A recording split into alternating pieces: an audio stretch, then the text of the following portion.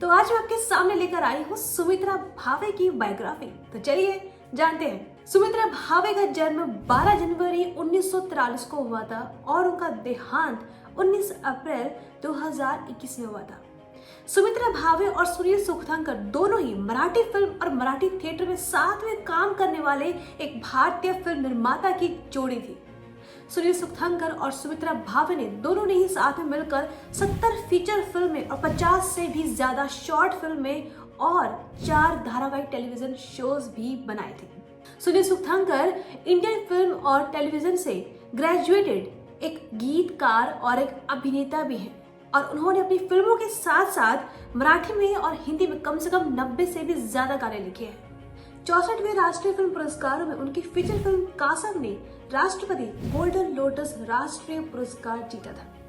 सुमित्रा भावे का जन्म 12 जनवरी 1943 को पुणे में हुआ था और उन्होंने फर्ग्यूसन कॉलेज से ग्रेजुएशन कंप्लीट कर ली। फिर उन्होंने पुणे के विश्वविद्यालय से राजनीति और विज्ञान में समाजशास्त्र की डिग्री प्राप्त की थी और उन्होंने राजनीति विज्ञान और समाजशास्त्र में एक और डिग्री प्राप्त की और ग्रामीण कल्याण से डिप्लोमा प्राप्त किया था Tata institute of social sciences, वो भी मुंबई से।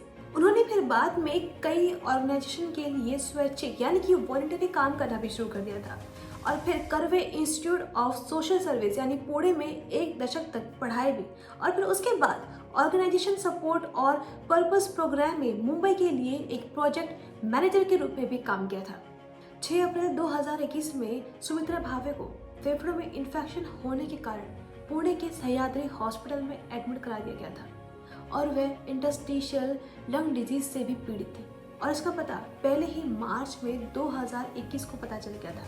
19 अप्रैल 2021 की सुबह उनकी सांस की विफलता और फेफड़ों में फाइब्रोसिस होने के कारण उनकी मृत्यु हो गई और मृत्यु के समय वो अपनी 3 फिल्म और उनकी स्क्रिप्ट पर भी काम कर रही थी।